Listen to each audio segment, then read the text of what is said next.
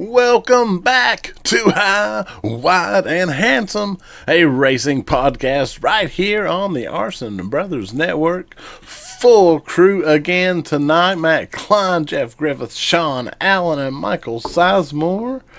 We'll check in with these cohorts. We'll start with Jeff coming to us, looks like from a different location tonight. I am live and on location. I'm here in Tennessee. I was trying to sneak my way into the Lucas Oil shows down there, and they heard about me and wouldn't let me in. So I just went to Flavortown instead.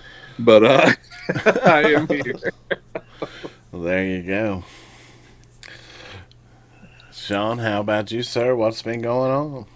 Man, back in the day, we called what Jeff's doing via satellite. I don't know. Is it live? Is it Memorex? I don't know. But things are going good. Really busy, a lot of work. But good Father's Day. Happy late Father's Day to all of them out there. Even right into our crew chief on Father's Day. Well,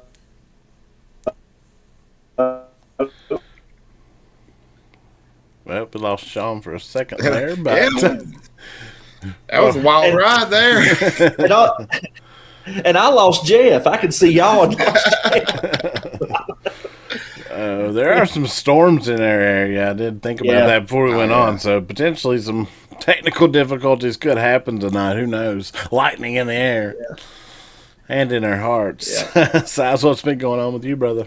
Oh, not much, man. You know, had a nice Father's Day yesterday. Been off this week, working around the house, getting some stuff done. Moved in a new fridge, a new stove today, so I'm flat wore out. So I'm just gonna let y'all carry the podcast. I know I've carried it every other week, but this week I'll let y'all. Oh, okay. Y'all can do the heavy lifting. Well, there you go. Sean isn't willing to do the heavy lifting. He's like, I'm out of here, boys. Sean is out immediately.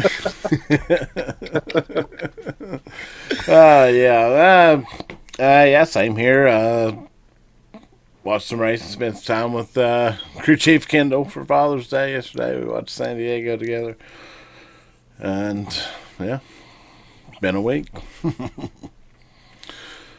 But a lot of racing to dissect. Technical difficulties be darned. We'll move along and roll into some racing as we'll head toward the lead lap.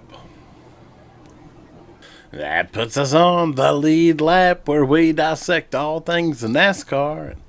There's sure lots to dissect after this weekend, the inaugural NASCAR weekend at the Coronado Naval Base in San Diego, California. We started things off with the Truck Series. That's who do you not want to start things off with when you come to town? Man, it feels like this race was 20 days ago at least. Yeah, I was thinking about it earlier, and I was like, what even happened? I don't even know. It really does. So much fanfare. And that long, which we'll get to a long O'Reilly race. But the truckers first to hit the track. And the inaugural race, we saw... They definitely hit the track. Yeah, we saw some big crashes. Here, the Cubs Red Flag will jump right into that lap 46. Tyler Ankrum hit hard into the wall off of turn 16, caused damage to the barrier. First red flag of the weekend. Massive hit, though. Those truckers... Oh, yeah. I actually thought the truckers put it together pretty well. We saw them do a good job on the St. Pete's course. Obviously that incident, but they did a pretty good job, and especially in comparison to the next under series, which we'll get to. But just kind of wanted to shout that out. But trucker, and I noticed the trucks. That turn 16 was a huge trouble point in the truck race, but it really was not as much for any of the other series. A little bit in the O'Reilly. It was just interesting. The trucks reacted to that track, I thought, very differently, maybe in a positive way. But their trouble spots were different than we saw the rest of the weekend. From what I caught, I just thought that was all kind of interesting, but it's pretty cool. I had pretty much the same thought, though, man. Like, because I going into that race, I was convinced. I was like, these trucks, I mean, I know how they are. I mean, I know how the aero affects them. I was like, this is going to be chaos. And like, up until it wasn't. And like, I was really impressed with how well they ran most of the day. Yeah, and I mean, even the red flag incident here, it wasn't like it was a crazy stack up the whole field incident. Just a big hit by Ankrum. Yeah, a real big one, but yeah. Yeah. I mean, you're going to have that when you have walls or just concrete slabs. I mean, those things are going to move a lot easier than an actual wall at a race, and especially when you get somebody going into it that hard, you're going to have to bring some tow trucks out and move some stuff back around. Yeah, and they're literally designed to move and take some of the force in those situations. So it's just inevitable, yeah. But it was wild, man. It was wild. You just see the wall just like was like this, now like this. Yeah. It just shredded that 18 truck. It was destroyed. But it was to be quite the day for the self-dubbed Lane Van Rigsbergen. Well, that was pretty perfect. He had that ready to go in the bank for sure. Yeah. Fourth win of the year and ninth of his career. Lane having quite the season.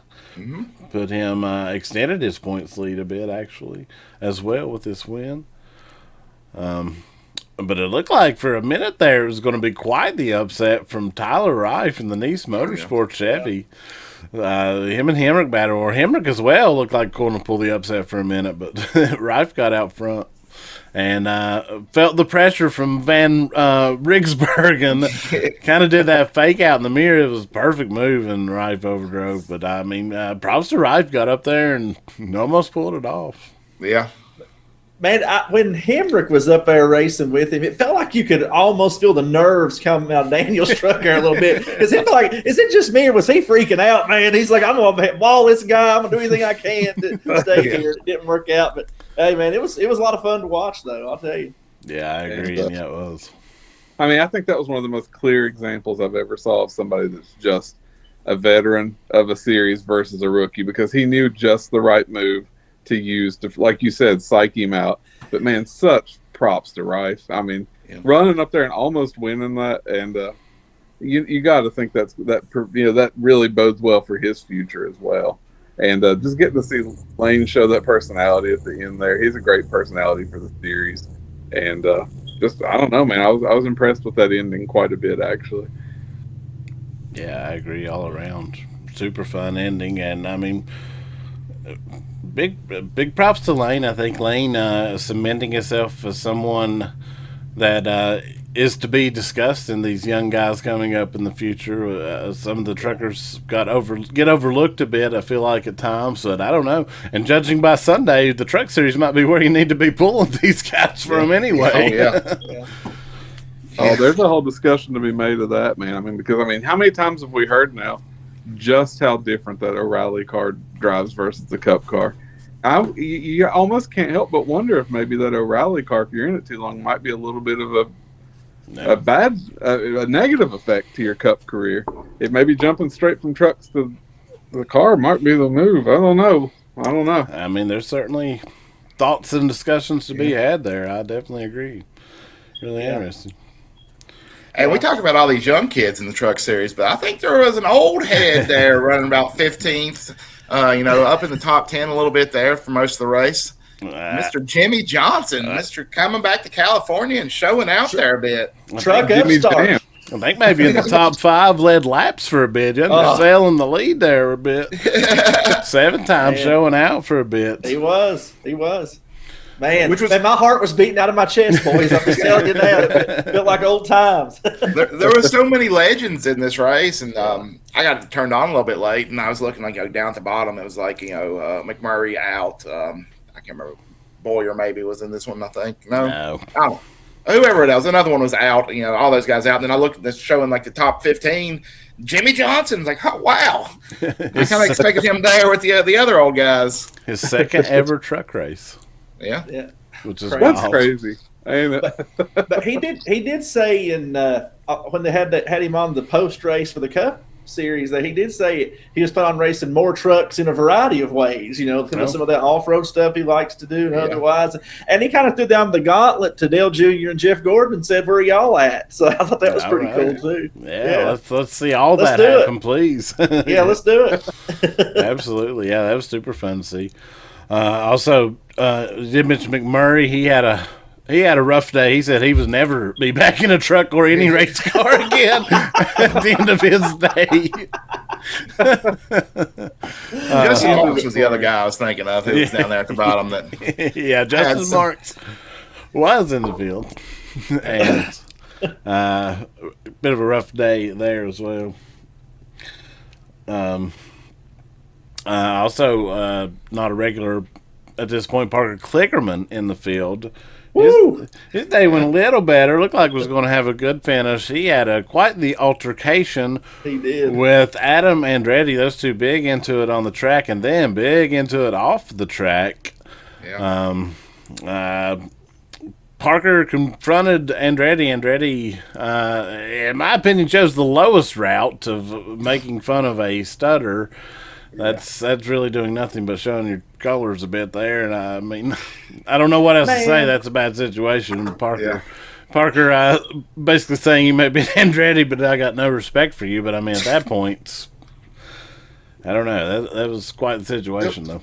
It was a bad look for Andretti, man. It really was. Man, you don't do that, period. You're just scum if you make fun of anything even related to a disability, man. And that's just a shame for the Andretti name, even doing that. That's just scummy. And plus, man, who don't like Parker? I mean, come on, I mean, for the most part, I like him as a commentator, and I've liked him as. I mean, come on, man, that's just ridiculous. Yeah, I mean, Parker seems like one of the nicer guys in the garage area, at least the way he comes across. Yeah, but Andretti not impressed. Well, the feeling's mutual, pal. Yeah. Not a good weekend to be from a famous open wheel family, unless you want to be in some confrontations. Well, more to come there for sure. Shout out Hemrick, held on, ended up second. That team needing a good run. Hemrick and them been struggling a bit this year. A program that you would think on paper would be better than they are, but they hopefully getting things straightened out there. Big shout out Kaz Grala got right in the extra Stuart Friesen truck there. 62 brought it home third. Podium for Kaz. That's pretty cool. Landon Lewis fourth. Big run for that young fellow as well. Had Ron Hornaday, his mentor there, watching him. I saw pretty cool.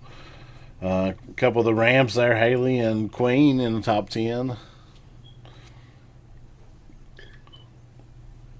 It's good seeing Queen running up front like that, at least a little bit there at the end. So, I mean, I think for a rookie season, there was a lot of hype coming in with him, but I don't really know how much you can even blame that on his season as much as it is just Dodge still trying to find their footing or Ram trying to find their footing in the series.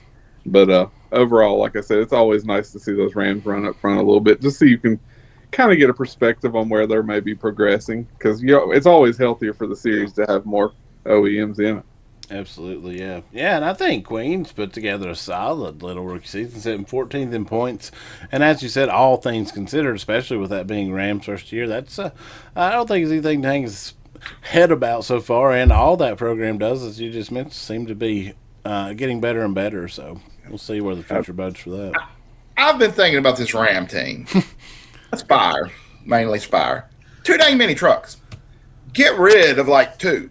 You need 2 or 3 trucks max. I feel like they're spread too thin. Like their team's working on 4, 5 trucks a week. Just get 3 trucks in there. You mean Colic? All your effort let's go back. You mean Colic? Yeah, I mean Colic. Yeah. Okay. Spire trucks are good. Spire trucks are still running pretty good. Yeah, the Colic trucks. Yeah, these Rams. There's too many of them. Why do you need that many trucks for one team? They did come out hot with some trucks. 5 teams, one of them being an all-star team, but. Yeah, I guess just to get a number of Rams in the field, but yeah, they came out hot. Now that's for sure. 2 full times, and the third one you can do put your celebrities in. Too many cooks in the kitchen. Yeah. I don't know, man. Dodge is kind of coming hot with everything they do these days. Yeah. I mean, if you look around, it is everywhere. Everywhere. Oh, they do. It's absolutely everywhere. And just their new production truck, the fastest production truck ever made. So I mean, they're all about speed and big right now. I don't know how it pays off into the future for the whole brand, NASCAR, all of it. But I mean, yeah, they're going big. And as you said, Colleague went big when they come in. But I don't disagree with you. I think it could help the program to. It would help if they could just spread it out to like even one other team. If there was like another Ram team, they're like them being the sole representation for that manufacturer. That's tough, man. I don't know who would. I mean, I don't know if anybody would flip. But that's the thing, though, is I don't know who would want to flip right now because I mean, Ram's decent, but the other three manufacturers are all fast in trucks. Yeah. So I mean, I don't know who would want to make that jump. Yeah, and maybe that's in Ram's mind building. They can get some of those quicker and get a team to switch. Then they can fall off some. I don't know, but I mean, yeah, I agree. With both those, one, they need another team or two to flop. But as Sean said, who would be willing to take that gamble right now? Which, I mean, money talks. If they really want to do it, but you get a team like Henderson or somebody that's like a lot of the. Oh, sorry. Oh, go ahead. I was gonna say, I think it also makes it harder. A lot of the Cup guys that come down to run, like they don't really like for them to like switch like manufacturers. A Chevy guy's going to try to drive a Chevy truck. Ford guy's going to try to drive a Ford truck.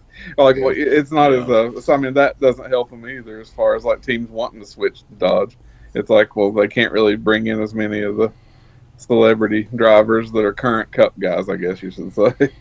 The bushwhackers, as Size would say. Yes, right. Can't get no bushwhackers if you ain't got no bush. Yeah. Well, I mean, these smaller teams, like we were talking about Parker, like Henderson, you get a team that's running one car, sometimes not even running a full schedule for one, or one truck, not even running a full schedule. They get that Dodge money coming in, they get that Ram money, and, you've already got a team that's kind of established. They're a mid-pack runner, sneak out a win, maybe once every few seasons. Put that money into that one team and not have Colleague running half a dozen. Yeah. Yeah, I don't disagree. That would be. I'll tell you what, you put them glasses on tonight, you're Mr. Analytical all of a sudden. Right. That's right. I cannot remember a race team or driver's name to save my life with the glasses on. But welcome to my world, buddy. Oh, goodness. We'll get it all together before it's over, though. We'll move into the dreaded long haul O'Reilly Series race. We'll break it down a little bit. 8 cautions, 17 yellow flags, a couple of massive red flags. I think this was a survival race. The first red flag coming immediately, as we saw a really bizarre incident, especially for NASCAR. We saw this most famously recently in F1 in Las Vegas a couple years ago, but a manhole cover come up and basically center punched Corey Day's radiator, destroyed in front of that thing. Now that leads to the biggest debate. NASCAR, of course, red flag to fix that. Under the red flag allowed them to work on the car, I think actually get out their backup car, get it prepped up, got them back on the track, gave them all 5 laps back after we went on our caution running around. And you saw Corey Day passing the field for like 10 minutes. Quite the odd thing to see, but the debate, is this the right call or not? We've saw precedent before these things happen in NASCAR do no such thing of this. But is this the right call nonetheless? I'll let you guys start. Well, I'll first of all say I didn't get to watch this race because I don't have access to CW where I'm at the moment. So I'm really looking forward to hearing you guys talk about it. But I want to ask my question. I do think that's the right call, first of all. I'll say, I mean, if the course literally caused you to do that, then you should get your place back. That's my opinion. But my other question is, the one clip I saw going around, can you explain to me why that Corey Day almost had a head-on collision with a safety truck? Because I did see that. What happened? I need context on this. Well, blind corners and low visibility for spotters, and a safety truck going the wrong way during cleanup for some reason. But that did almost happen as he was making up those laps. Because if he would have had that happen after I would, at that point, I'd just say, this course is trying to kill me. I'm done. Yeah. Man, the thing for me, though, is, I mean, I get it, but as Matt said, we've seen this before. And nothing be done like this. I mean, I remember, wasn't it 2004 Dover when the track literally came up through Jeff Gordon's front end? You know, like literally it was the craziest thing I've seen. And then I think of just a few years later, somebody else had an incident like that. So we've seen this before, and this not happen. Now, I mean, if NASCAR wants to say, hey, this is a new thing, you know, new policy, a new whatever, then fine. I mean, I get it. I mean, I think it makes sense. But, you know, the precedent had sort of been there, though. That, I mean, if the track tries to destroy your car, that's just the brakes. So, I mean, I don't know. I mean, I don't have any problem with it, but I think maybe a little bit of explanation needs to be had. Like, is this what we do moving forward now? I think the way I see it is a manhole lid coming off is not something that's going to happen, which, I mean, normally the track bunching up is not going to happen in a regular NASCAR race, but that's, you know, an act that does occur, you know, ground moves, track shift, things like that happen. A manhole cover is something that should have been properly secured prior to the race. Like, they should have had the street teams or NASCAR's teams going around, making sure all these have, you know, seal tight bolts in the lids to where that's not going to happen. There's nothing you can do to keep a track from shifting, but you can go around and make sure all these manhole covers that you're driving over on a street race are secured. The fact that they didn't do that before the race kind of lends me to be more agreeable with them giving Day his laps back. Didn't they say that they had done that or something? And then, I don't know, because I know they went around again, but they said that they had welded them down or whatever. I don't know if they missed one. I don't. It was a really bizarre situation. Is what it was. Yeah, they supposedly were welded down. I think maybe just one of the welds broke. I don't know. I'm sure they took a lot of abuse, but I mean, I feel like it could have been checked right before the race. Perhaps it was. Who knows? Yeah. But as far as the actual thing, I mean, I don't at the moment have as you guys kind of said, a problem with it. It was the track per se's fault, and I mean, probably is the right thing to do. But however, there's no precedent for it. Also, what happens if this was 70 laps into the race? How do you fix that at that point? Are you going to stop the race, let Corey Day run around 14 laps or something and catch back up? That's absurd to think about. Yeah. But so now if that situation, though, happens somewhere else, I mean, and hopefully forbid, it is an odd situation, and it's a much egregious thing, those guys are going to have a huge argument like, well, you did it here, even if it's something that's impossible to do here. Now there's more debate. So I don't know. Yeah. I mean, I equally think it was the right thing to do and the wrong thing to do in a way. Like, it's, I don't know. I guess it's a lose-lose. Or if you're mapping out a street course, map it to where you don't go over any manholes. Well, yeah. Avoid the manholes, certainly. Watch out for the Ninja Turtles coming up. I think that's what happened. Donatello just wanting to watch a little bit of racing, and all of a sudden, everybody's losing their mind. It's ridiculous. Now, we're watching some kind of Mario Kart racing this weekend. We saw somebody get hit with a manhole cover. We saw fluid and grease get sprayed all over a car Sunday. It was an interesting one. We'll move from there into the massive lap 35 multi-car accident.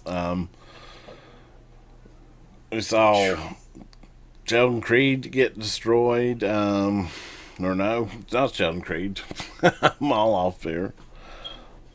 Tons of cars in that big one.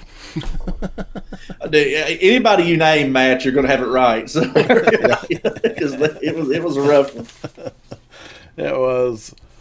Oh gosh, I really lost my spot there on who I was. I don't think Sheldon Creed, from what I saw from the clip, Sheldon Creed didn't get destroyed, but Sheldon Creed talked to a guy that may have been destroyed.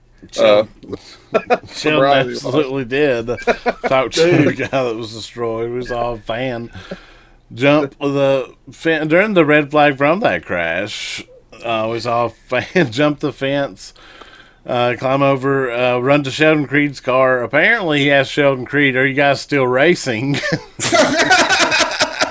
To which Sheldon said, he said, "No, I'm just sitting here, bud," or something like that. And then,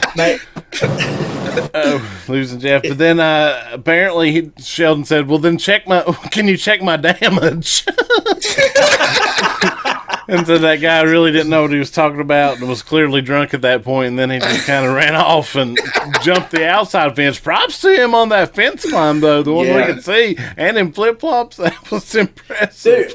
Dude, I'll tell you what concerns me, man, is I haven't seen an update, but I heard he was in handcuffs. Yeah. And, with that being a Navy base, I'm afraid old boy may have a federal offense on his hands, depending on how uncool they may be. So I was a little worried for him. But, dude, I checked the damage. He could have just got a job and been fine. We don't know. I did see a picture of him in handcuffs later, so that confirmed. But, yeah, I thought the same thing. Like, of all places to do that, it was the worst. There. The worst place. Like, never a good idea. Don't get me wrong. Right. Size. But if you're going to do it, do not do it on a naval base or any active military base or anything of that nature. No, not on federal property at all. Yeah, there you go. Yeah. Save that for Talladega when you want to steal a pace car. Yeah, be fine. Yeah, you got a better shot at Dega than there, at least. Or anywhere, I feel like. Something to see though that you don't. We saw the Watkins Glen it's been a long time ago, 2009, 12, somewhere like that. Fan ran over, tried to get Matt Kenseth to sign an autograph during a red flag. Oh goodness! Oh my gosh! Are y'all still racing? Yeah, of all things. Yeah, but I'm at 70 miles an hour right now. You're just really fast. Yeah. He was pretty quick. Oh, goodness. Before we get to finish, we'll talk about Parker Redsloff's day, man. Looked like was, for a lot of the day, one of the fastest cars. We've talked about him several times on the show, but it looked like for a bit this was going to be his day. And then, oddly, he ran out of fuel under caution on lap 42. That was a little bit of a unique situation. I'm sure some strategy involved, but it was just odd to kind of see.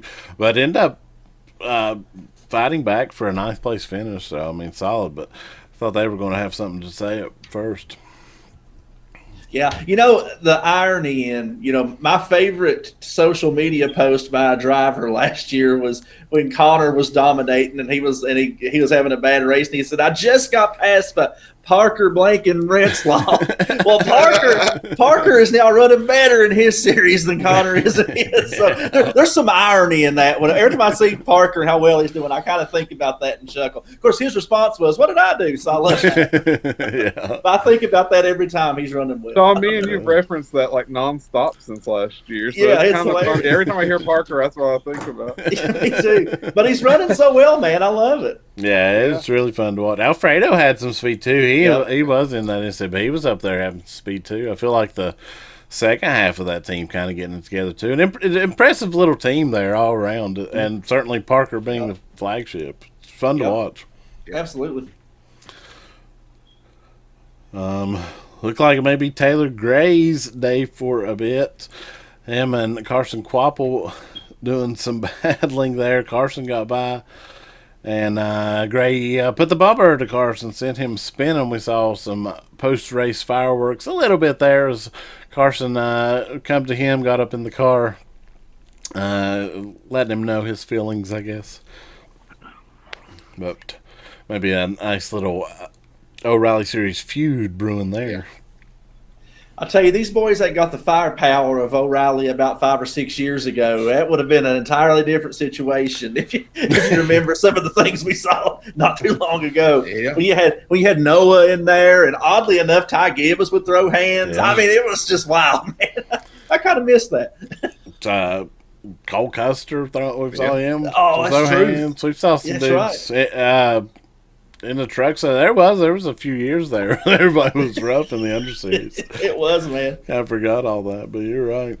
Bring it back. Noah trying to bring it back, I think. Yeah, we'll get to that. Yeah. Noah's trying to get punched by everybody that's ever driven for Trackhouse. He is. He's getting there. Oh, goodness.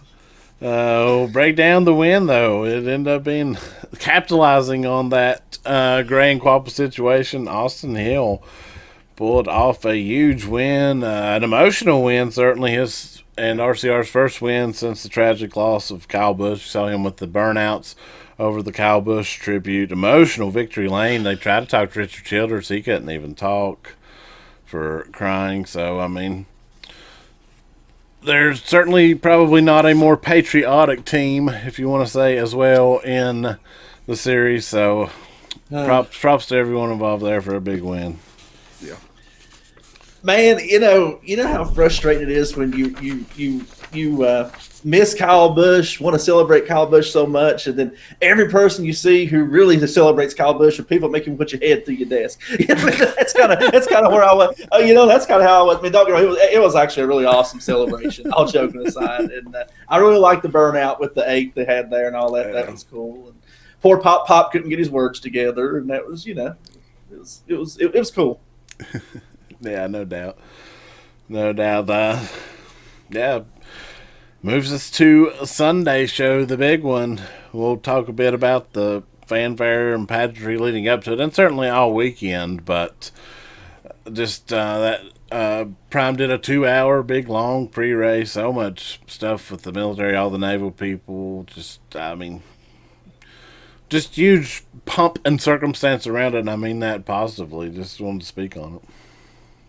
Oh yeah, I mean, right down to the mini movie a few weeks ago. I mean, everything has been leading up to this, man, and they did a great job with it. Yeah, they did. They promoted this race really nicely. They made it feel like a big time race. I mean, I even noticed some of the commentators comparing it to like a crown jewel level race. Yeah.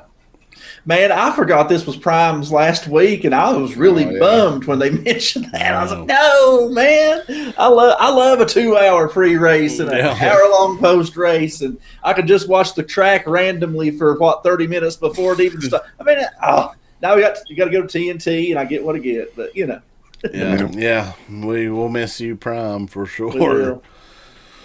The race we did have, 75 laps, 20 lead changes among 13 drivers, 7 cautions for 11 yellow flag laps, average speed 70.561 miles per hour, and we saw a massive, out of nowhere, crazy first career Cup win. Corey Heim wins it in just his 13th start in the Cup Series, which ties him with the start Jimmy Johnson won in his 13th start. So an interesting note there. We'll mention some other big names. Joey Logano won in his 30th start. Denny Hamlin 32nd. Byron is 85th. Larson and Chase Elliott both in their 99th. So just some comparisons there. But hey, what start was it for Shane Van Gisbergen when he won his? number 1. No doubt. The first ever win in the Cup Series history for the number 67. It took over 650 starts and 76 years for 6-7 to get in victory lane. See, right there, that was wrote in the lawsuit. It's like, what's going to happen? Number 6-7. It's got to be. I bet you Hamlin wanted that. He's going to clown that was the 6-7. There you go. That's it was ridiculous how good Corey Day looked. Like, I mean, my God, to be in your teens and starting in NASCAR Cups. Corey Heim. Corey. Hey, in Stiles' defense, Corey Day bounced back really well. So that's where they're gone. He's back. These dang youngins coming out here being robots. They're not real race car drivers. They are robots crafted in a lab because you cannot be that young in your brain, your frontal cortex, not be fully developed enough for you to make decisions. And you go out there racing Tyler Reddick and you're Corey Heim, some child, and race him that well and win a race. What a shift. It was all he needed was the glasses off. Full on conspiracy. It don't even matter. Man, here's the deal.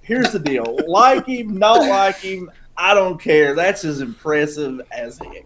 And we've been saying it for a hot minute because we love to give Jeff a hard time because he's a Heim bro. Is that what we're going to call him? I don't know. But listen, man. Listen, man. We said it for a long time. This guy's going to be good, and it was beyond impressive what he did. Now, I mean, and it's how the stuff falls, right? A lot of the competition that would have had something to say at the end of that race was gone, but that don't matter. I mean, that ain't what the checkbook says, and what the record book says. Man, you can't take away how impressive that was. You build a robot to put a pinpoint needle through a tiny laser hole or whatever, and it does it every time, then you're not going to say it's impressive. You're just going to say the robot's doing what you build it to do. Put your glasses back on. God. Oh, my gosh. Here's the thing. How many times now have we said, every time that Heim gets one of these part-time starts, we've said, he's ran up front. He led laps. He did this. He possibly is going to win one of these things. The bottom line is this guy is going to be going into his rookie season already a Cup Series winner. That's insane. I mean, does that automatically qualify him for Rookie of the Year next year? Since he already won his first. It might qualify him this year. I mean, yeah, I think he's got a better shot this year than next. He's going to have too many races to even qualify. I think he's going to be one of those odd dudes with odd number races that don't actually ever qualify for a Rookie of the Year campaign. Yeah, but one of the things though too. I mean, first of all, absolutely, I do not say this taking anything away from Corey because first of all, the guy, it's a 3-part thing for me. He's beyond talented. He's almost in a phenom realm of what he did. But another thing is, it was a perfect storm of that. He had a lot of time to prepare for this race, right? And that takes part of it. And he's in the fastest cars in the Cup Series right now. So, I mean, that's not taking away anything from him. It takes all that together, and you got to be really good to do it. But there were a lot of factors there that might not all line up every week next year. Do y'all think Reddick's kicking himself today for letting Heim, get by him there? Not fighting him a little bit harder on that? The man penalized himself. I don't know. I watched back the in-car camera.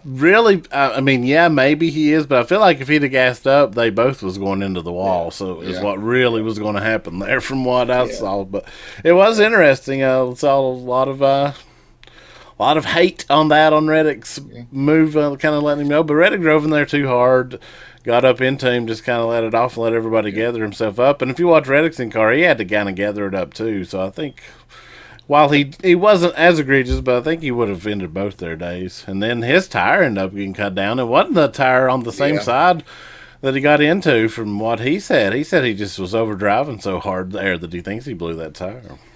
Yeah, man, if he hadn't cut that tire, though, it'd been like John Connor and the Terminator, baby. We'd had some crazy fights there for the lead. Yeah, it would have been fun. And then don't forget, creeping right behind them was another 2311 driver who would have benefited from them going into the wall and probably got a win if that had happened with Bubba. I mean, 2311 yesterday. I mean, even Riley Herbst, he ran, 8th? I think he finished 8th. We got to talk about Bubba's day. Bubba jumped out, qualified in the teams, but jumped out, had a ton of speed. The fastest car looked like on the track early. They lost a wheel, got 2 laps down after that penalty, come back from 2 laps down all through the field there and finished second. An amazing comeback from Bubba and huge, big recovery in the points for him. Huge day, but yeah, I mean, props to all 2311. Reddick would have been right there, obviously, if that tire blew. And yeah, Herbst ended up 8th, but he was 5th to 10th pretty much all day. Like, all those cars were fast. And Heim, obviously. I feel like we're in the second phase of Bubba's career, and I love that he's becoming a road course driver during it. Like, he's getting so much better at all these road courses. Yeah, every time we go, we see him improve. And this time he was, even there at the end, arguably the best on the track. Yeah. So it's fun to watch. Absolutely. We'll talk about that huge crash that one of those factors that definitely come into play is the 2 best cars were Trackhouse's SVG and Connor Zillage, and those two looked to have quite the battle between themselves. I do think SVG was what we got saw. He was, as we saw him do, kind of in waiting. I think he probably would have been the superior at the end of the day. Obviously, that's all what if, but Big Country said it wasn't to be for none of them. Saw him up there, and Austin ran good. He had speed. He was looking like that win from Saturday may pay off huge. But then, honestly, just made a mistake, plowed himself into the inside wall, and it shot him up in the corner. I think SVG kind of, if you watch that back, he saw it about to happen and still couldn't avoid it. Yeah. He went to go 3 wide and then thought better. He's like, this isn't going to work. And you can kind of tell he was even trying to slow up through that, thought he was going to get a big run out of it, and it was too late. Austin had done plowed the wall and plowed everyone else. But certainly changed the whole race, that moment did. Pop said, boy, you got yours yesterday. Now we're going to make sure an American gets one today.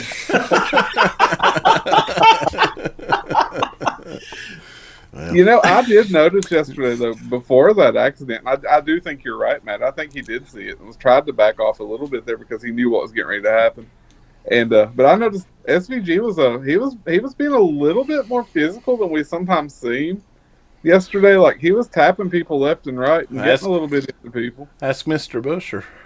Yeah. Oh, yeah. Well, he felt. I know. I think he felt a little wronged there and decided to give it back. Is what that was. But man, I'll tell you something else. I don't know why Danhausen comes up on this show every week, but I'm wondering if he put the curse on Connor. Man, I'll tell you, my gosh, the boy cannot catch a break in any situation. And look for a while there because he dropped back and then all of a sudden was looking really good. And I thought it was going to come down to him and SVG the way things were looking. Because that's what we keep expecting to happen at one of these.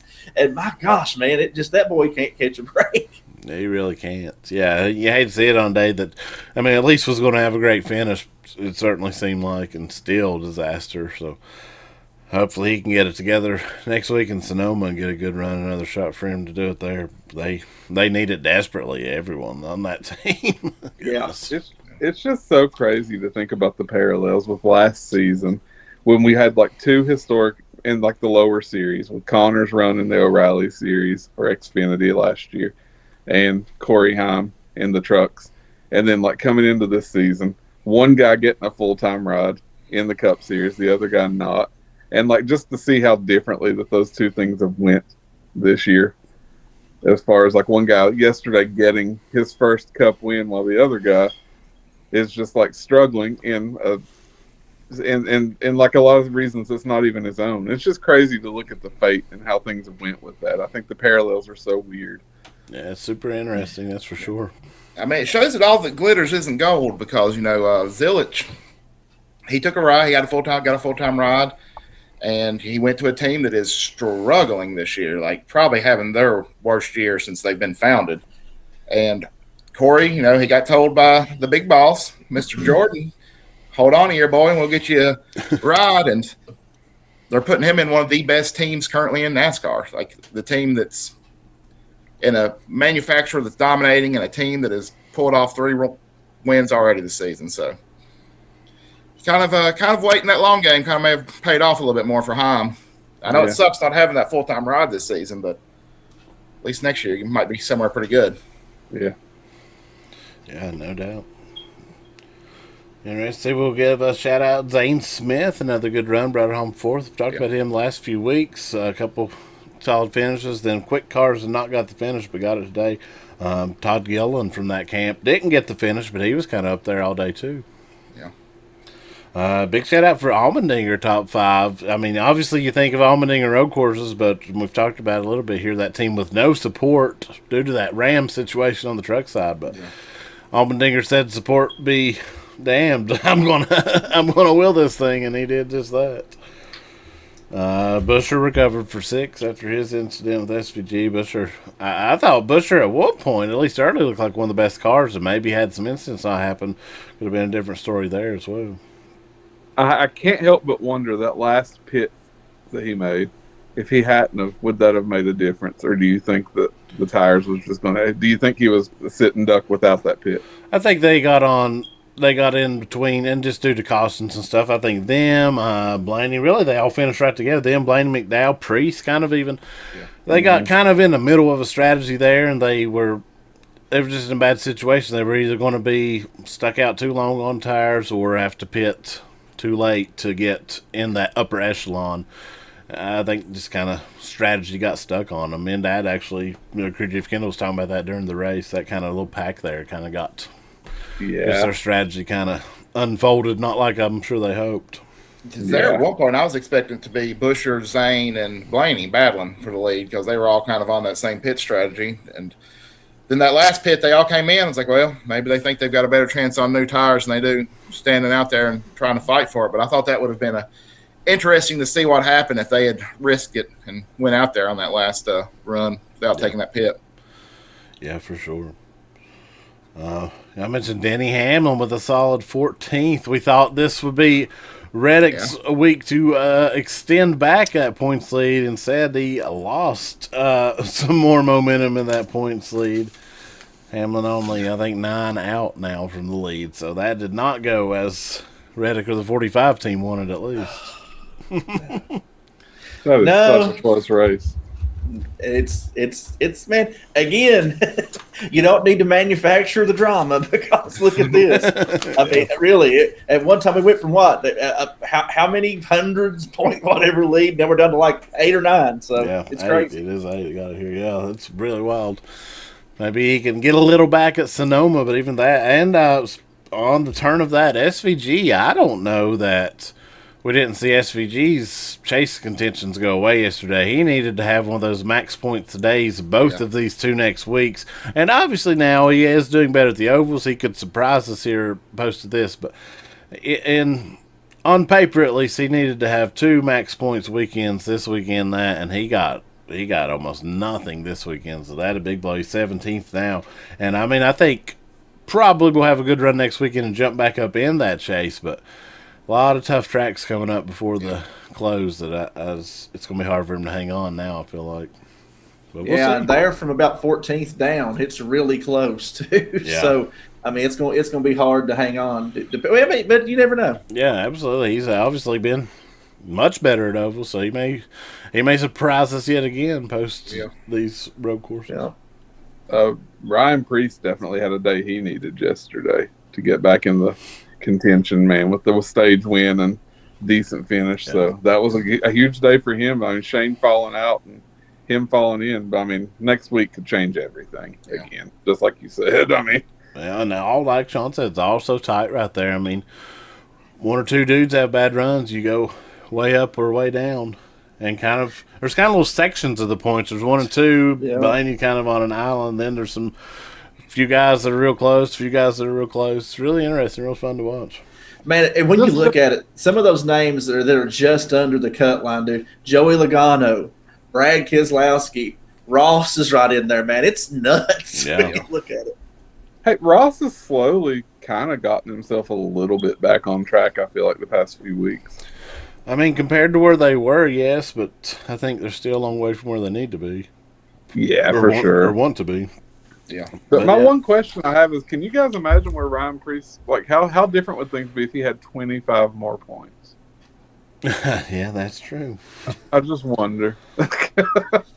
That would have helped that team. Yeah, it's definitely interesting to think about. He would kind of be in that next bunch of battling, I feel like, at least. But not to be. Appeals said no. No.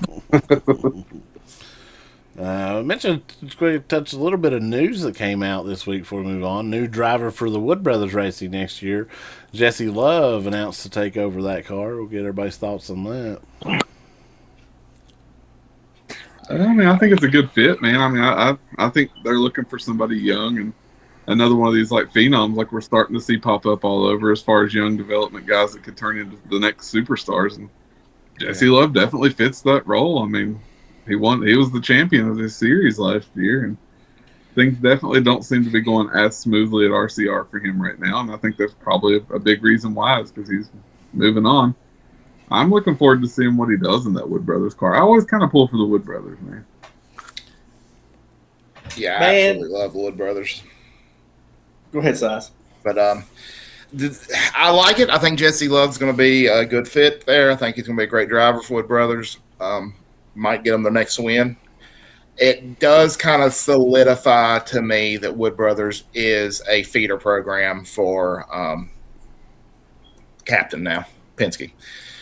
So, because the only reason Jesse Love is going to that car is to get him a few years to see how he does before he gets moved into most likely Logano's car. Yeah. Yeah.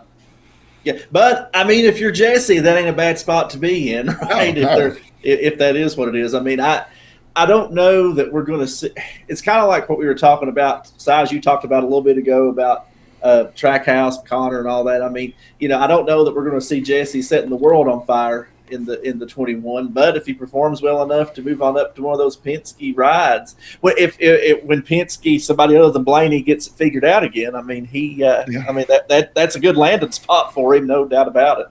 Yeah, I mean, speaking of Blaney, it worked out perfect for him. He got that Wood Brothers ride, and then moved into a Penske car and became a Cup champion. Really. That was my point. I think we're seeing Heim on the Blaney path, and I mean, I think we've long been solidified that Wood Brothers is a feeder program, but it's going back to Blaney. We saw him get the last win there for Wood Brothers, and I think we're about to see that again. I think Jesse Love is going to do what Blaney did, revitalize the quote-unquote Wood Brothers program, possibly knock off a win or two, and then probably move over to the big house from there. Already rumors that this is a test for him to get the 2-car and Cindric moving back to the 21. Okay.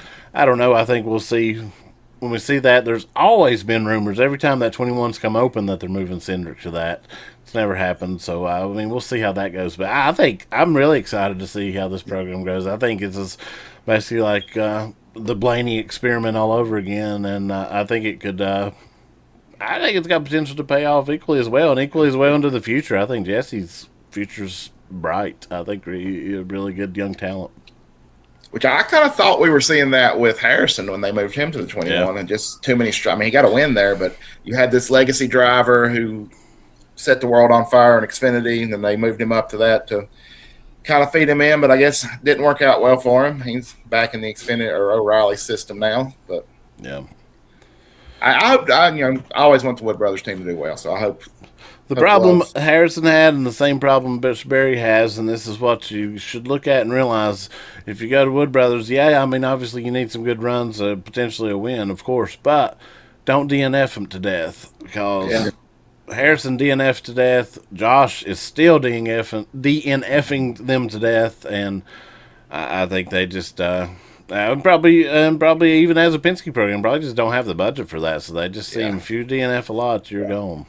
Yeah. So Jesse just finished the races, at least to start. Yeah, because I mean, apparently, if you're Paul Menard, as long as you keep the car clean, don't DNF, they'll let you run forever until you want to retire. So yeah, Menard had a great career there, got him some wins, kept the car clean, did exactly. I think that's exactly what they want. Yeah, be interesting to see though, but we'll touch quickly before we roll on our fantasy league, where we saw the old crew chief Kendall pull out a win, took back his points lead. Jeff up there battling for the win this weekend, though. Had a tight one there. Size brought it home third. Me and Sean bringing up the rear. We didn't have very good days at all. it may have been my lowest points day ever. I'm pretty sure. It might have been, dude. You're 98 points. That's low. Which, I mean, I just had 120, but 98's wild. Okay, it was looking beautiful. And then that big crash we talked about up front was literally my entire team. Yeah. So it was a bad day. But, it is what it is. It happens. Rough day.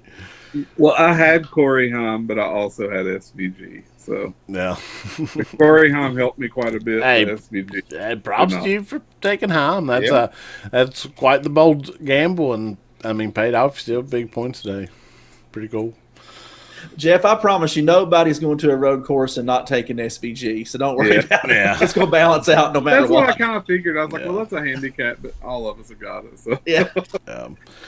I just want to point out real quick, Matt and I once again had the exact same lineup, bonus and all, except for one driver. So that's pretty wild. Yeah, we do that so often. It's so funny. It's crazy. And tight there at the top still. Kendall back on the points lead, but I'm just 16 back, and you're now 69 back out of the lead. We're still tight. It spread a little, but still tight. Yeah. Fun stuff, though. Definitely check out NASCAR Fantasy if you're not playing. Super fun. They got the bracket challenge that starts next weekend. That's open now. Get your brackets filled out. Got mine filled out over the weekend. Who's everybody got winning? And mine ended up being Denny. Okay. I took Ty Dillon knocking him out in round one. Nice. I hadn't filled mine out yet. I'll get on that one tomorrow.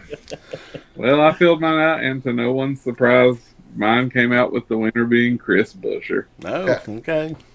I think mine ended up being Tyler. I gotta look. I call this Tyler's year, so I gotta take him in everything. I think mine might have come down to Denny and Tyler, man. I can't remember, but my dad ended up with Denny in the win. But I'm with you though, Team Ty Dillon. Let's go get that run going again, and let's get the win this time, Dosky. The billionaire. Yeah. What did y'all hear? Did y'all hear somebody pointed out to Denny he was against Ty in the first round, and he said, "I'm cooked." Yeah. Yeah. All right, good stuff. Before we roll on, I do want to mention my favorite moment of racing this weekend. The best thing I saw happen all weekend was a Dutchman, a non-native English speaker, a man who learned English as his second language, looking into an American who has spoke English his whole life's eyes and saying, "Do you understand English? I said F off." Yes, I'm glad we totally skipped that, and we definitely need to talk about that. Thank you. Yeah, K-Mag made his Cup Series debut. Kevin Magnuson, the last to win in an American F1 car. Not American, obviously. But Evan Noah, man, I went back and watched way too much of this in-car footage of these two guys because I wanted to see what happened. Noah really took exception to an F1 guy being in a cup race, apparently, again, and decided that he was going to completely block him. And Magnuson had a solid day. He was 15th or so all day. It was quite impressive, actually. And Noah was fairly solid had he kept his head about him, in my opinion, but was blocking him hard. K-Mag was on the radio, was like, "This guy's crazy, and I don't know how to get by him because he's just everywhere." And he was, you can see it. And meanwhile, Noah was on the radio just going on, "These guys think they can come over here, blah, blah, blah, blah." I don't even know. Wait. This was Noah's tryout for RCR, wasn't it? I think it might have been. It really might have been. Those rumors swirling. Oh, God. Yeah. But, finally, Noah ended up getting him, but K-Mag with a big dumps Noah back. And we saw after the race, Noah went straight, confronted him, said, "What the F is your problem?" And K-Mag, at one point he said, "You're in my face right now is my problem." F off. Kept saying F off.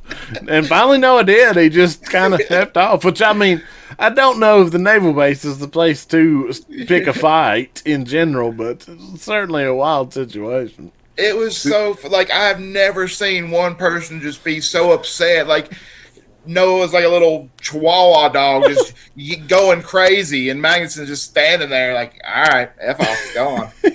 See ya. So completely unbothered. Yeah, like, he not did. fazed by Noah's outburst at all.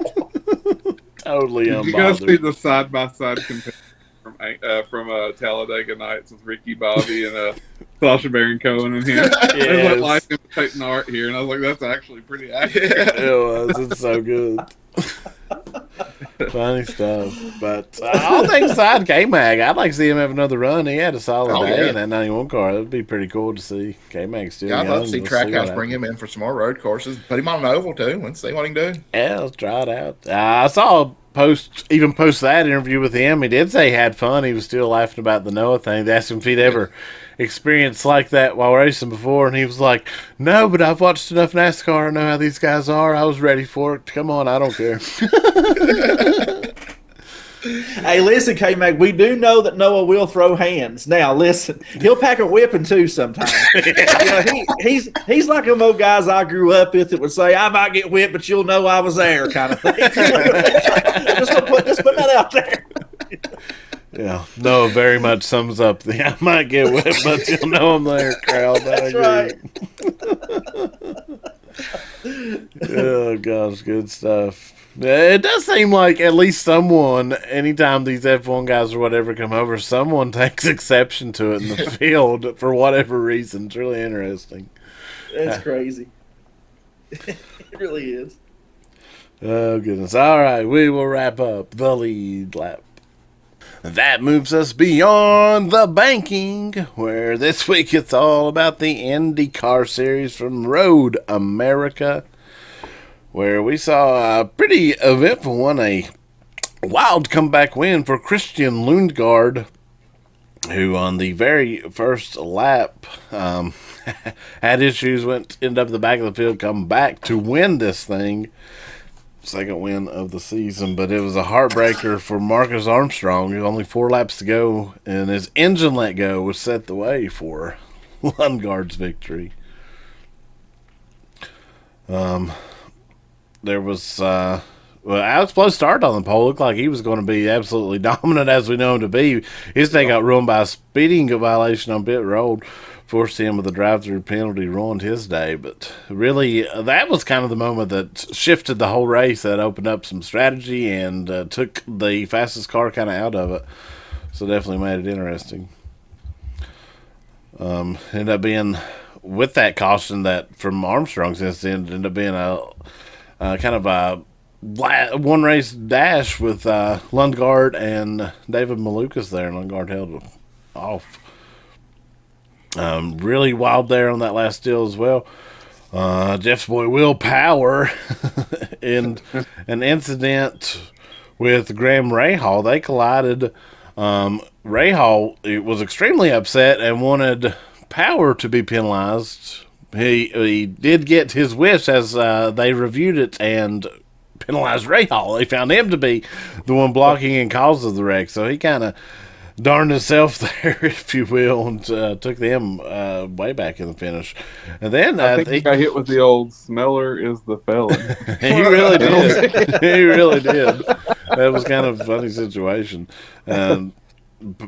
Power then was not scored third when the caution came out, racing under caution with that incident. He had him scored fifth. They argued then that if you look back at the time of caution, they were third, and the IndyCar agreed and moved Will Power up to the podium. So a really jumbled kind of mess at the finish that whole situation created. Yeah.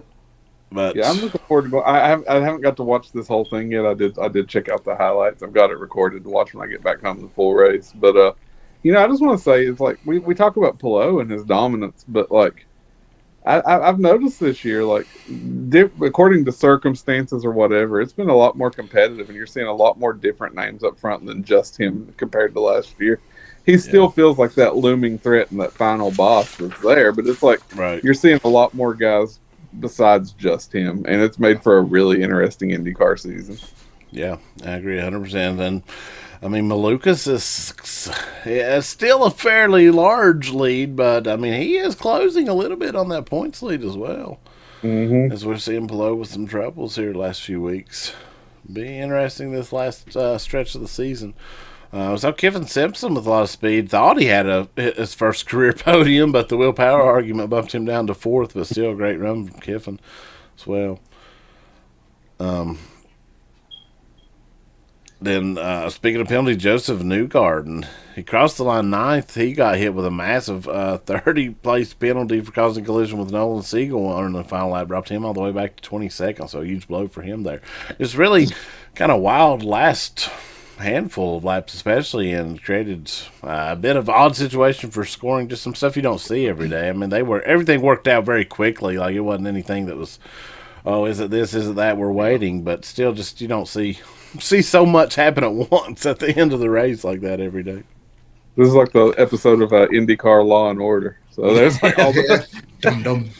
Hey, speaking of that, did y'all see this deal in the Indy NXT series? There was a big penalty there too with AJ Foyt's team. I was reading about this, and man, Indy was not impressed. So two of AJ Foyt's cars, they entered the race with the tires on that the other car qualified for, which is wild to me how that happens. But I mean, they got disqualified and they couldn't earn points. And Indy, it was like, I was reading, it was the highest level penalty that IndyCar gives. So I thought that was kind of wild, man.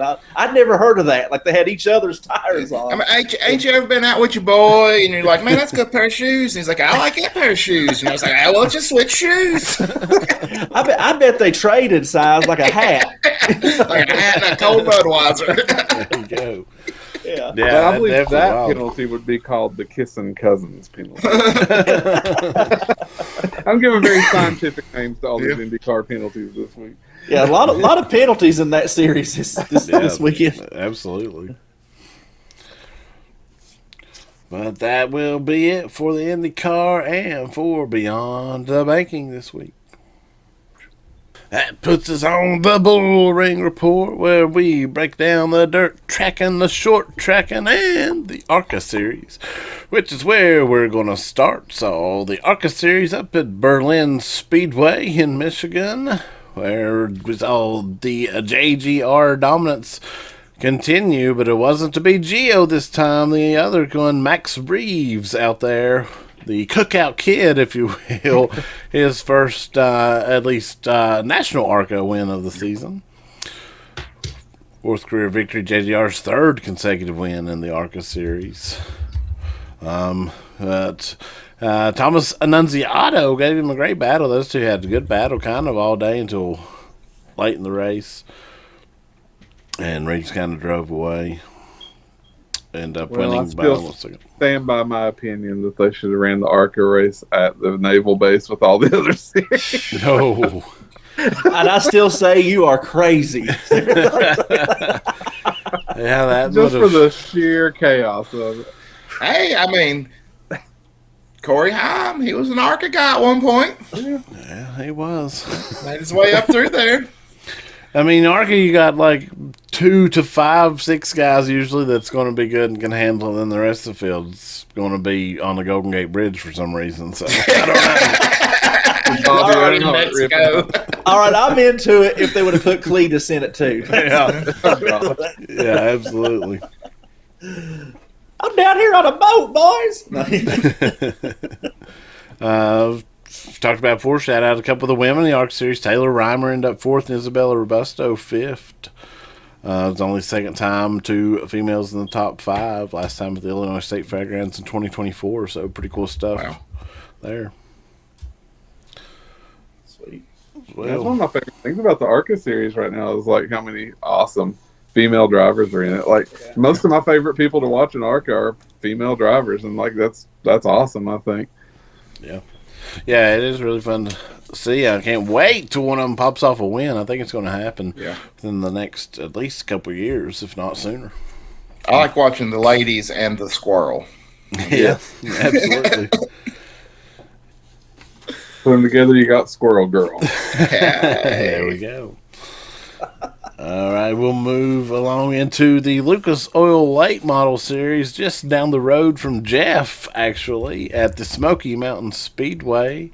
They were there Friday and Saturday, double night of racing. Friday night open, Brandon Shepard, an absolute sweep of it, won the heat race, led all 40 laps in the feature, brought home $10,000 for Friday.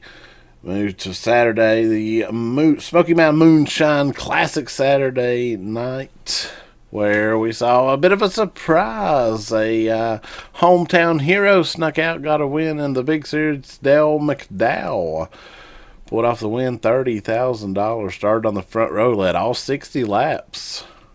At 60-year-old, that is his 11th career Lucas Oil Late Model Series win. Has been in Series 4. First win since 2023, but not a regular of this series. Showed up and kicked those boys' butts. Pretty impressive stuff. It's kind of drove me crazy that happened this close, and I couldn't. Yeah, I couldn't really. There's no real way I could do that, but I wanted to. Right, of course. But definitely want to hit up a Lucas Oil, and that would have been a fun one. Yeah. I want to get to that Smoky Mountain Speedway track down there sometime. Looks like a really nice facility. Devin Moran charged from 7th past Brandon Shepard late, taking 2nd place. Brandon Shepard 3rd. Jake O'Neill had on for 4th, his best career Lucas Oil Series finish. Shepard's big weekend, though, he did chop away at Hudson O'Neill's points lead down to just 20 points, separating 1 and 2 there going into this thing, going into Lernerville, their next race. So tightening up in the Lucas Oil Late Model Series. We'll continue with late models. Look at the World of Outlaw late models that they made their inaugural stop at the 141 Speedway in Maribel, Wisconsin, where it was all to be smooth operator, led to all 60 laps. If you won a late model race this weekend on the big scales, you were dominant. Everyone dominant in these wins. But Tim McCready ended up second, Nick Hoffman third. Pierce extended his championship lead. Hoffman trying to keep it close, sitting 51 points back in second on the World of Outlaws side of the late models. We'll move into World of Outlaws sprint cars now, as they had a 3-night residency at Huset's Speedway. Night 1 started off with Rare Air's Buddy Kofoid led all 40 laps. Another big winner, big leader there, led all 40 laps. Brought home a massive $150,000 win on that night 1. Pretty wild. That's his 5th consecutive World of Outlaw win at Huset's, a track record for the longest winning streak there. Oh, wow. Night 2, Sheldon Hodenschild with a streak of 3 consecutive runner-up finishes, dropped as far back as 8th, methodically worked back up, and snapped Kofoid's winning streak there. Night 3, $30,000, saw another lead all 40 laps dominant win from David Gravel this time. Tyler Courtney second, Donnie Schatz third. A lot of big racing, High Limit still on their sabbatical. Lots of other races out the world. We'll mention right here in our back door. I didn't make it up there, but the Beckley Motor Speedway put on the famed USA 100. Been running this race since 1977, but one of the biggest unsanctioned super late model race as far as the not series in the country. A couple big names showed up, Tyler Carpenter, Benji Hicks, but it was Trevor Feathers took home the big $10,000 payday. Passed Hicks shortly after a lap 32 restart and ended up winning by over 4 seconds. So, dang, that's impressive there. Yeah, that little track, that's a huge win. So, yeah. Pretty cool stuff. Reckon they had a good show. It was Ohio Sprint Speed Week up there, the All-Star Circuit. Some winners up there, Cap Henry. Others, NARC 410 Sprints. They had their fastest 5 days events over on the West Coast. Tim Keating. I want to throw out, we talked about him during the Chili Bowl, but 15-year-old Jet Barnes got his first career 410 sprint car win this week. If you remember that kid from the Chili Bowl, now a winner in a 410 sprint car, though. That's pretty impressive.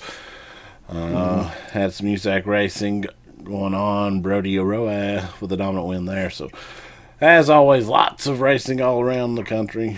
We'll check out, including right next door in their neck of the woods, in Jeff's current area neck of the woods. So pretty much where you're at, there's probably racing around if you really start looking hard enough. Come by the house, I'll foot race you, whatever. Yeah, guaranteed to win that one at least. That's right. You ain't wrong. All right, that'll do it for the Bull Ring Report. That'll put us on the cool down lap. We're going to slow roll this thing home. But before we do, we're going to look back one more time for our scheme of the week. This can be any car from any track, any series that raced over the past weekend. Let's get into it. Scheme of the week. Jeff, we'll start with you. Man, I know I sound like a broken record sometimes because I keep bringing up all these RFK cars, and I know I'm an RFK homer, but I got to send a shout out. Of all the patriotic schemes, my favorite one this week was Chris Buescher and that bodyguard car with the red, white, and blue with the black. It looked awesome. Yeah, I actually thought that was really nice as well. Sean, we'll slide over to you. Man, my favorite one, and I somewhat like Jeff, I feel like I live in the O'Reilly series for this one, but my favorite this week was the Sammy Smith number 8 Arby's cheesesteak. That car was wild, man. I mean, evidently, I don't know, somebody can smarten me up, but the paint scheme had something to do with a lot of the tattoos that people get who are in the Navy, but that was cool. And there was also a awesome shirt they put out of that. If I was at a track and saw that, I'd have probably bought it because I just thought that was a wild looking car. Loved it. Yeah, I agree, man. That was going to be mine.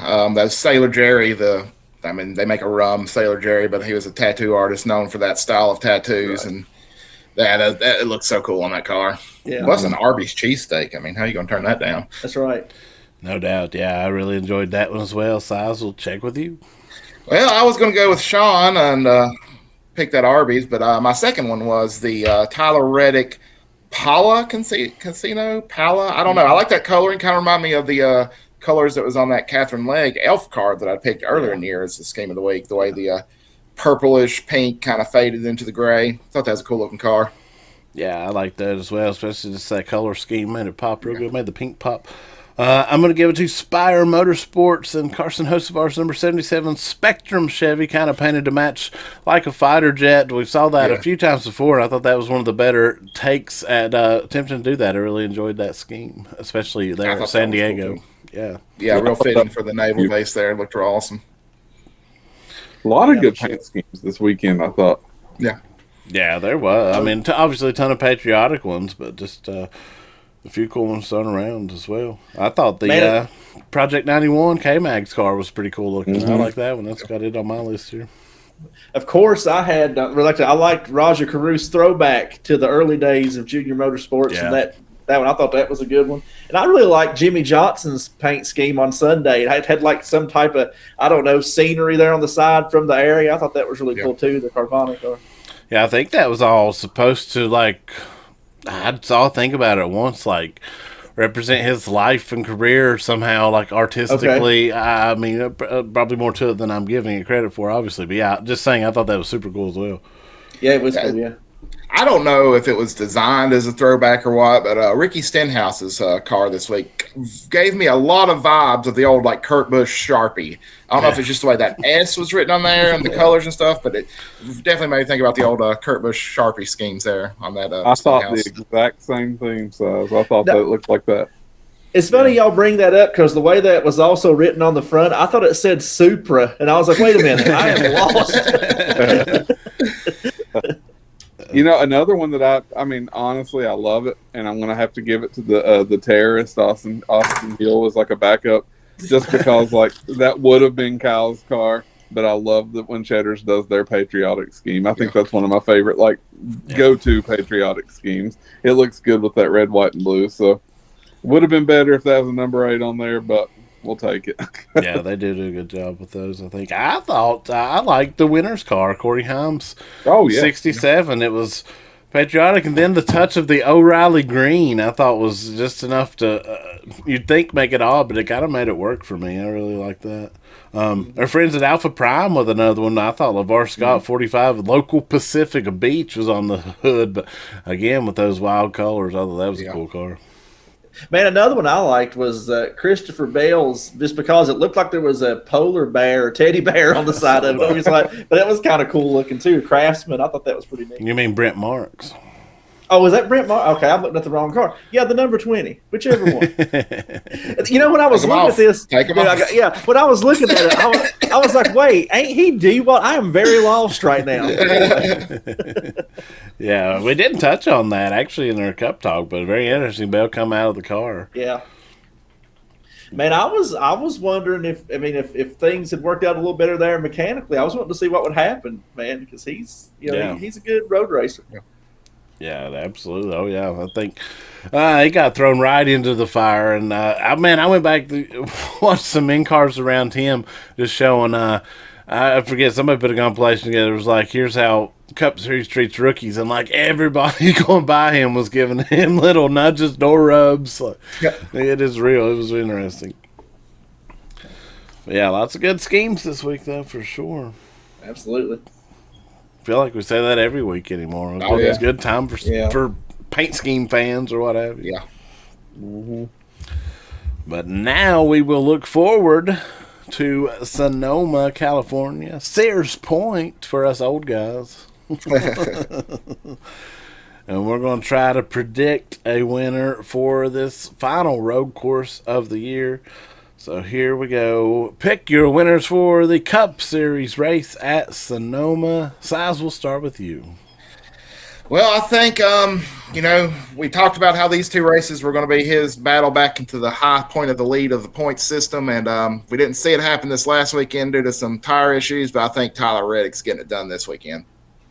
Strong choice in Reddick. Needs it for the points for sure. Sean, how about you? I'm going to call it a bounce back, but it's not going to be for the guy you think. I'm not going to say SVG just because that's the easy one. But I'm going to say finally Connor breaks the dang curse. Finally, I'm gonna take him again this week. Let's see if he can finally break through and pull that monkey off his back. Jeff, how about you? Hey, I'll take a low-hanging fruit on this one, man.